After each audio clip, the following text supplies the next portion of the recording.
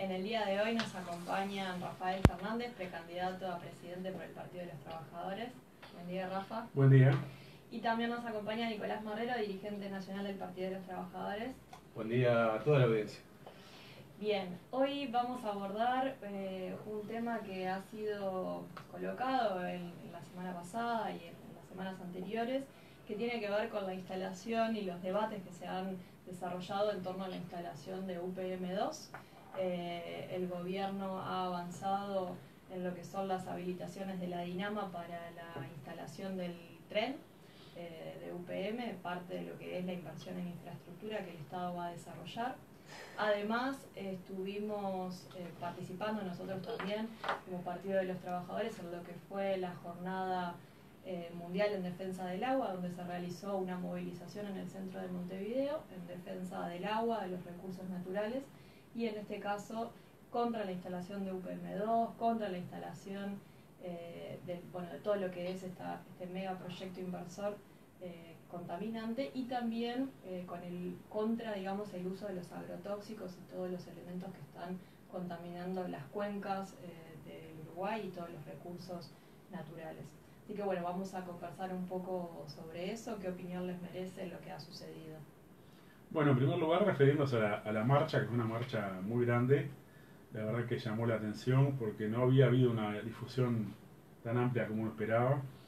Y también el hecho que había muchísima juventud en esa marcha, ¿no? Esto, más allá que es una marcha heterogénea, una marcha muy variada, no deja de ser un elemento indicador de que los partidos del Frente Amplio en cierto punto están perdiendo control sobre un sector de la militancia, de los sectores populares, que surgen movilizaciones a contrapelo de la política de todos los partidos del Frente Amplio, que están avalando todos a UPM, todos a esta política que depreda el medio ambiente, por más discursos que hagan, por más que lleven a Angela Davis al Teatro Solís a hablar, y en definitiva ella misma recordó que había una marcha en defensa del agua en este momento que estaba ella hablando en Montevideo, y en ese momento estaban deteniendo compañeros de esa movilización sin ningún tipo de hecho que justificara ni siquiera pedirle los documentos, y donde se ha destapado que había tiras, ¿no? Es decir, del Ministerio del Interior presentes en la marcha, como ya pasado en otras marchas, ¿no?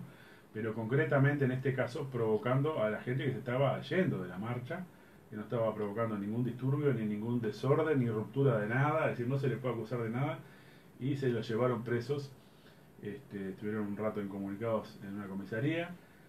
Realmente es un atropello a las libertades democráticas, y bueno, revelan además que bueno, cuando pierden los controles por la vía de organización, de alguna manera paratearlas a las organizaciones, también tienen que recurrir al aparato represivo, y de las formas más desagradables y descompuestas que tiene esta sociedad, ¿no? El gobierno de alguna forma está planteando la defensa de la instalación de UPM primero como un salvataje al proceso, a la crisis económica que estamos viviendo en curso, y sobre todo uno de los argumentos fundamentales es que UPM va a generar empleo. ¿Qué podemos decir de este planteo? Bueno, en primer lugar saludo a la audiencia radial, pero también saludo a la audiencia que nos está mirando por Facebook. Estamos transmitiendo en vivo también por el canal de Facebook del Partido de los Trabajadores, así que todo el que nos quiera también ver por ahí, bienvenidos. No, bueno, este es un argumento que ya nos habían señalado con UPM 1 y con Monte del Plata. Es decir, que este iba a traer el desarrollo del Uruguay y que íbamos a tener empleo para todos los uruguayos. Esto se ha demostrado falso. Tenemos un gran mito construyéndose en torno a lo que puede ser UPM2. Es un gran mito. Economistas que están trabajando con el MOVUS, que es un movimiento que está participando activamente contra la instalación de UPM, señalan que como máximo la cantidad de empleos que puede generar UPM son 500 empleos. Y el gasto del Estado en torno a UPM va a rondar los 4.000 millones de dólares.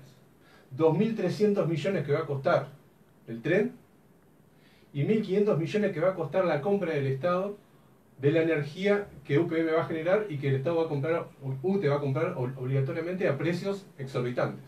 Más otros millones de dólares en el transcurso, digamos, de la exoneración impositiva que se le aplica a UPM. Es decir, ronda los 4.000 millones, 4.500 millones de dólares, que perfectamente eso se podría destinar a otra cosa. Es decir, otras necesidades sociales. Por ejemplo, tenemos una necesidad social, 80.000 viviendas que faltan en Uruguay. Es una necesidad ya discutida en el Parlamento, en diversas iniciativas en torno a la vivienda, y se podría destinar este dinero, por ejemplo, a la construcción de 4.000 viviendas anuales. Es decir, acá lo que estamos enfrentando, digamos, es una contradicción si el país se somete a las necesidades de UPM o el país discute las necesidades sociales que tiene por delante y cómo las resuelve. Entonces, este problema tiene que ser profundamente discutido por el movimiento obrero. El movimiento obrero tiene que pronunciarse sobre esto, los sindicatos y las organizaciones populares. Y va a encontrar una resistencia. Ya Pereira dijo la semana pasada en Brecha que la cuestión de UPM, digamos, era un tema complejo porque esto generaba empleo. Ya vemos que es falso. Esta política de vivienda, por ejemplo, podría generar 6.000 puestos de trabajo o más.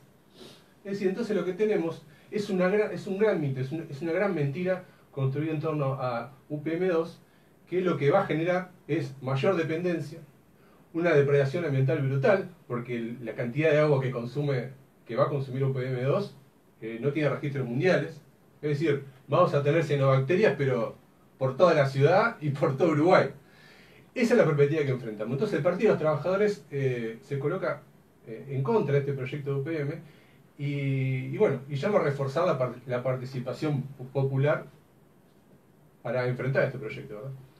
Sí, yo creo que hay un tema que primero es un acuerdo colonial que han hecho con UPM, ¿no? Porque, bueno, esto de dar una zona franca, de exonerarlos de impuestos, hacerles un tren, porque si UPM necesita un tren, que se lo hagan ellos, es decir, que gasten la plata UPM y no el Estado uruguayo para hacer un tren especialmente a esta empresa. Y es el mismo esquema que usaron con Aratini, ¿no? Es decir, bueno, todo, a mí me hace acordar mucho de la película El baño del Papa, ¿no? Siempre, bueno, está la oportunidad de vender chorizos porque viene el Papa acá, sí, ojo que viene Aratini, un hindú que nadie conoce, y había que hacerle una alfombra roja para que pudiera venir.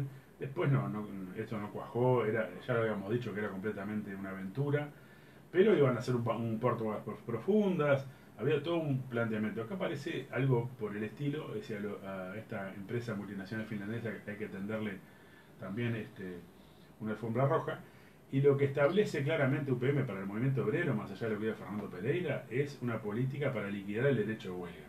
Eso es lo más grave para los sindicatos y para este país, porque en definitiva, bueno, va en la misma línea que las grandes empresas, que las grandes, como se dice, confederaciones empresariales, que conjunto con la IT están planteando una limitación o una directamente liquidación del derecho de huelga, no poder más hacer ocupaciones, piquetes y la propia huelga que no impida que los carneros vayan a trabajar.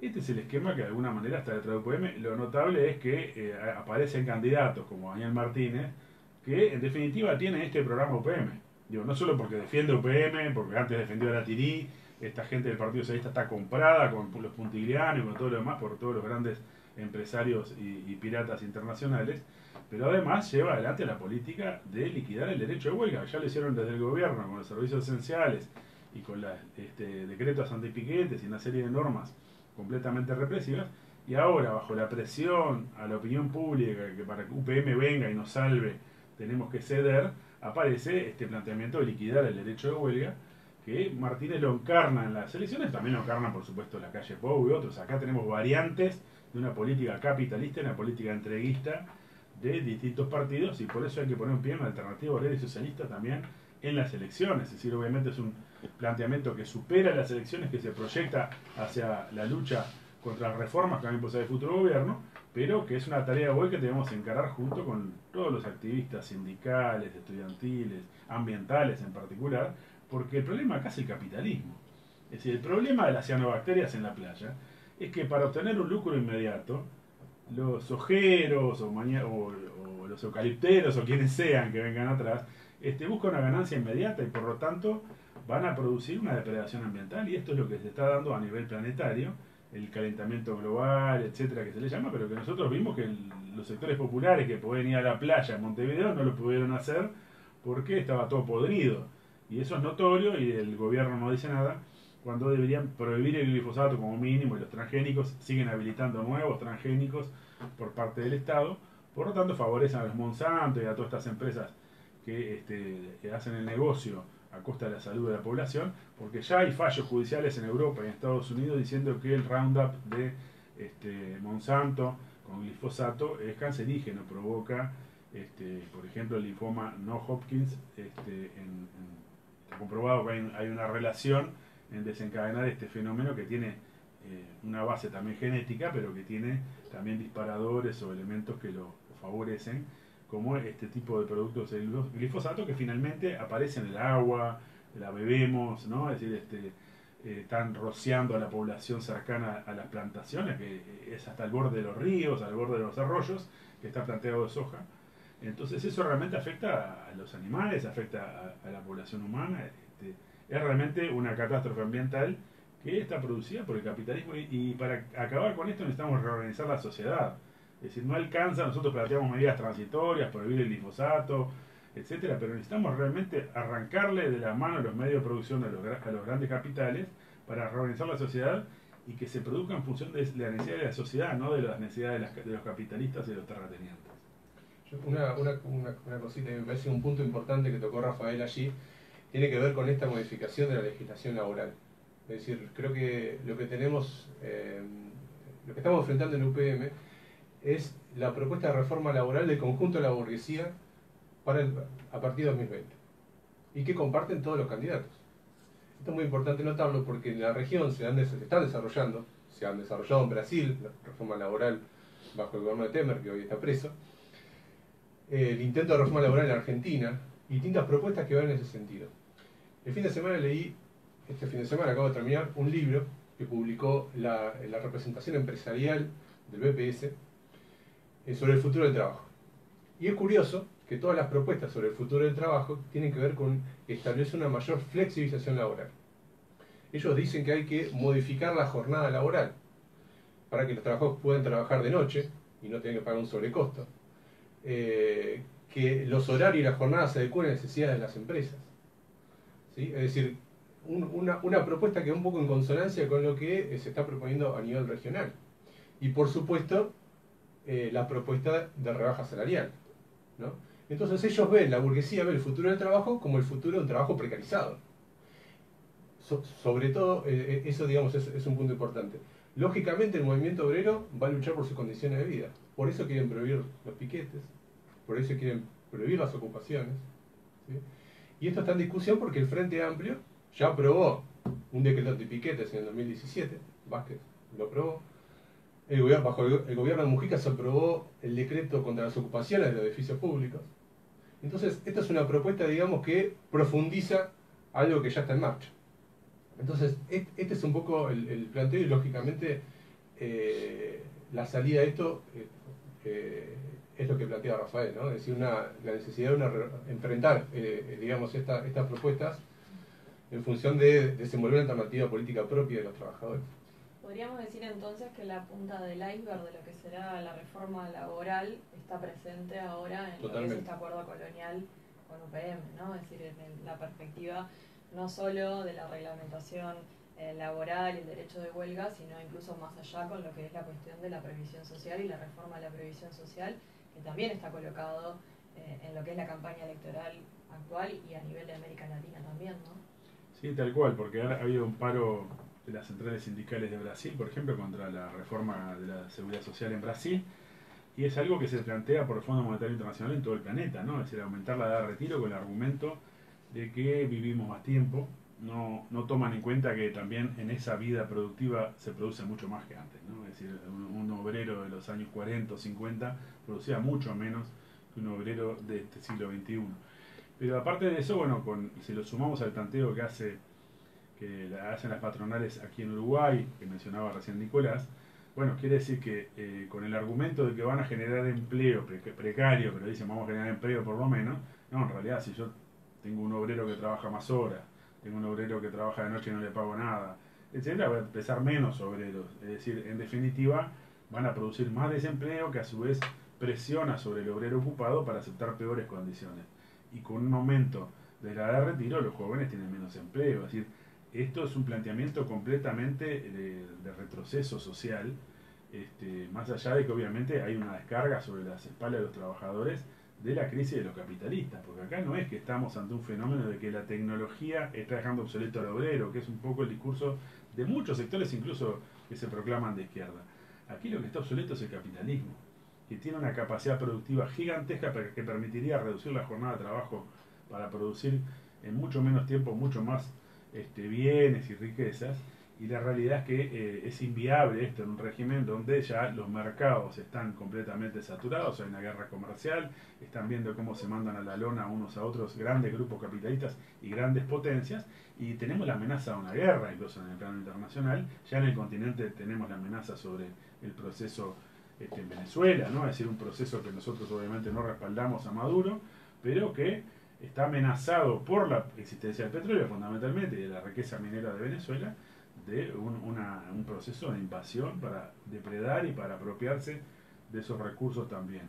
Entonces realmente el panorama que nos plantean los capitalistas es una pesadilla desde el punto de vista de las perspectivas para la humanidad de conjunto, ¿no? Incluso para sectores que no son estrictamente obreros. Es la barbarie ambiental, como mencionamos antes, pero también la barbarie de la guerra. Hay poblaciones enteras que están recorriendo Europa y otras zonas porque hay una crisis de inmigrantes que no son tales, ¿no? Son refugiados, gente que escapa de guerras y que pierde las casas, que pierde ante lo que es el ataque sistemático por parte del imperialismo para apropiarse de esas riquezas de estos pueblos. Entonces realmente el panorama que se plantea para la clase obrera es que debe colocarse como protagonista de un cambio histórico, porque de lo contrario vamos a una masacre social. Para nuestros hijos, nuestros nietos, va a quedar una situación realmente de esclavización cada vez mayor de la clase trabajadora. Esto claramente nosotros lo ligamos a las luchas inmediatas, ¿no? No se trata de un planteamiento que estamos pronosticando el fin del mundo, el apocalipsis, sino que en realidad decimos, bueno, pongámonos en pie para defender el salario mínimo de 40.000 pesos, para establecer que en vez de aumentar la de retiro, aumenten los aportes patronales a la seguridad social, que los han venido rebajando históricamente. Es decir, un programa concreto para prohibir el glifosato y establecer una reforma agraria que es propia de los latifundistas. Toda una serie de medidas que son transitorias, pero que en definitiva nos tienen que preparar a los trabajadores para pelear por el poder, porque en definitiva si no se lo arrebatamos a la clase capitalista, establecemos un gobierno de trabajadores, no hay salida para la humanidad de conjunto. Ese es un planteamiento que deberíamos colocar incluso en toda América Latina, porque la unidad con los trabajadores y campesinos de América Latina es una condición para una salida antiimperialista y una salida socialmente progresiva. Sobre el tema de la reforma jubilatoria, en realidad un poco el argumento que se ha colocado, que se viene colocando en el marco de todos los partidos del régimen, establece que en realidad ahora las personas mayores viven más y por lo tanto es necesario ampliar el rango de la edad de jubilación, porque las cajas, digamos, no alcanzan para cubrir las jubilaciones. ¿Eso es cierto? ¿No es cierto? ¿Cómo vemos ese planteo? Bueno, aquí tenemos quizás otro de las grandes batallas que tenemos por delante los trabajadores en este año y los próximos. Acá tenemos una gran falsedad. Es un planteo totalmente falso que los déficits de las cajas previsionales se deben a que los trabajadores viven más. El gran problema tiene que ver con los déficits que provocan los pagos de la deuda externa, con los déficits que provocan las exoneraciones multimillonarias. En Uruguay se pagan cifras astronómicas por concepto de deuda, por concepto de exoneraciones, que son los que más han crecido en los últimos años. Es decir, si hay déficit fiscal es porque hay un incremento de intereses de deuda y hay un incremento de los subsidios a los grandes capitales, que se llevan 5.000 millones de dólares por año en esos subsidios. Entonces nos tiene que ver con un aumento de la expectativa de vida, de mejora de la medicina. No, por el contrario. Es más, las propuestas que están circulando, es decir, que propone la burguesía y sus partidos, tienen que ver con agravar ese fenómeno.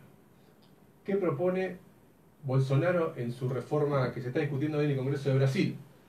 Propone aumentar la edad de retiro, pero propone eliminar los aportes patronales.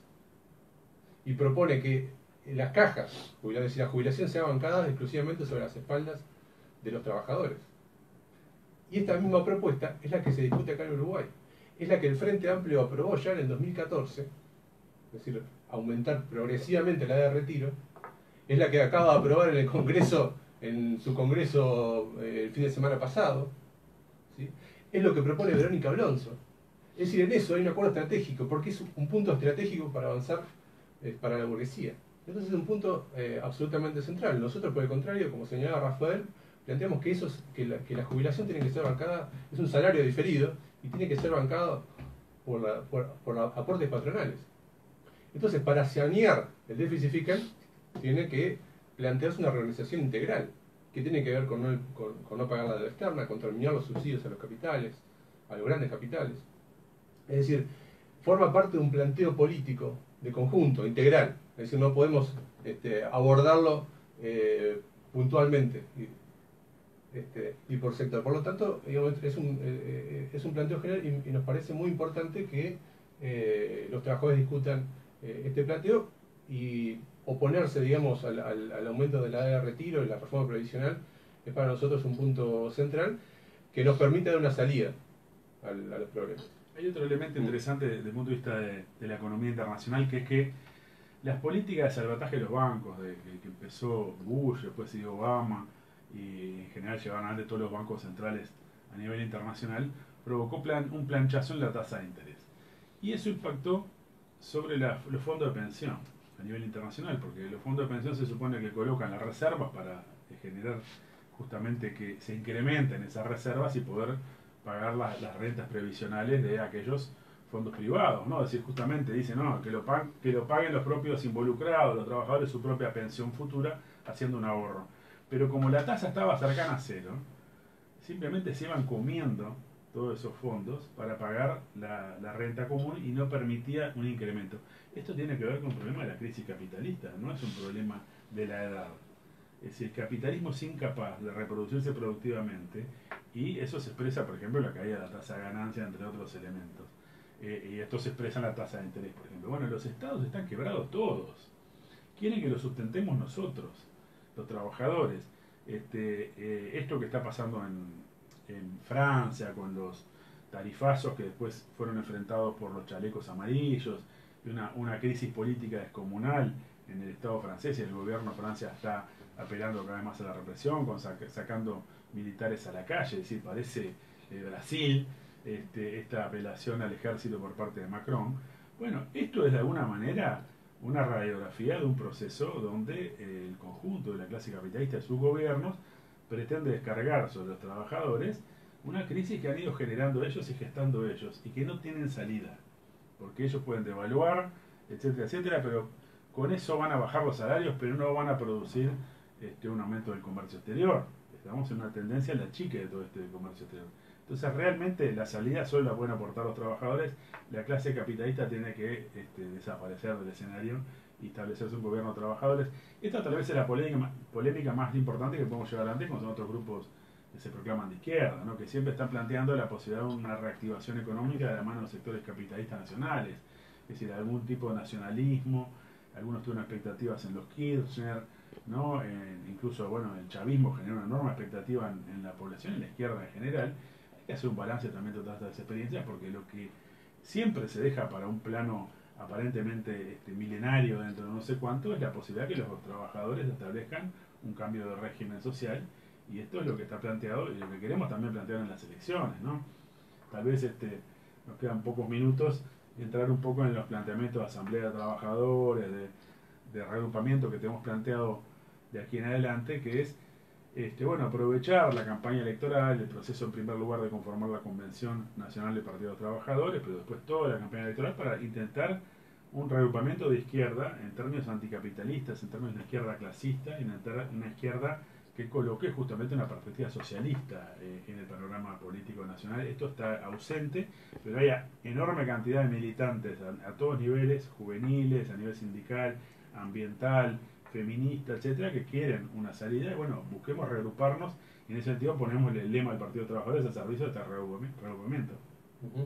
Sí, creo que es muy importante esto último que señalás, porque está un poco en el centro, es decir, cómo damos respuesta a los trabajadores a este ataque de la burguesía y de los capitalistas, y proponemos una salida política alternativa. Por eso, para nosotros es muy importante involucrar a los trabajadores, a las mujeres, a la juventud, en esta campaña, para sumar convencionales, para que el Partido de los Trabajadores y el lema del Partido de los Trabajadores reagrupe a todos esos luchadores en función de intervenir en las elecciones, porque intervenir en las elecciones para nosotros es mucho más que un voto. Intervenir en las elecciones para nosotros es preparar a la clase trabajadora para un gran desafío histórico, que es no solamente enfrentar este ataque, sino dar una respuesta histórica. Generar una alternativa política, obrera y socialista implica para nosotros prepararnos en estas elecciones en este sentido. Así que, bueno, reforzamos la idea, la necesidad de sumar convencionales, que los compañeros se acerquen al local del Partido de los Trabajadores, que nos contacten por Facebook, Twitter, Instagram y demás medios, y colaboren con la campaña para firmar convencionales, que significa un gran apoyo a la generación de esta alternativa. Sí, en realidad, y como para ir cerrando un poco el programa, nosotros hemos desarrollado hoy acá, los compañeros han desarrollado dos de los principales ejes que el partido va a desenvolver en la campaña electoral, y al mismo tiempo este planteo de cómo colocamos nuestro programa en defensa de los trabajadores, en defensa de las mujeres y de la juventud para las batallas que se vienen. Y en este sentido tenemos el obstáculo, si se quiere, que nos plantea también la propia Corte Electoral y el sistema político, el régimen político, que nos establece determinadas pautas que tenemos que desenvolver, determinados pasos que, para organizaciones pequeñas, es decir, de la izquierda como nosotros, que en realidad se bancan a partir del trabajo militante, del esfuerzo de los trabajadores, de los explotados, es un esfuerzo muy importante para poder superar estas condiciones que implican, primero ir a una elección interna sin que incluso haya divergencias de distintos candidatos, y todo lo que es las condiciones en términos del armado de las listas, de las convenciones, y todos esos pasos que son un mecanismo de alguna forma para también dejar fuera muchas organizaciones o muchos compañeros que también pretenden desarrollar un programa político en el escenario de elecciones, el escenario político nacional. Entonces, para eso estamos lanzando la campaña de convencionales, es decir, nos piden una lista de más de 700 compañeros y estamos en una amplia campaña defendiendo justamente esta legalidad del Partido de los Trabajadores que hemos conquistado con mucho esfuerzo durante muchos años. Y entonces invitamos a todos los compañeros que quieran colaborar a esta campaña, que quieran sumarse a partir de estos ejes, a firmar como convencionales. Nos pueden escribir por la página web del partido, www.pt.org.uy, a través del Facebook, también Partido de los Trabajadores, y pueden acercarse y sumarse no solo a firmar como convencionales, sino a defender también esta perspectiva programática que coloca, justamente la necesidad de establecer un polo independiente frente a las variantes patronales, tanto del progresismo como de la oposición derechista, y en ese sentido defender una orientación socialista. Así que llamamos a todos a colaborar en ese sentido y nos vemos el domingo que viene en una nueva audición de Pateando el Tablero. Hasta el domingo que viene. Adiós.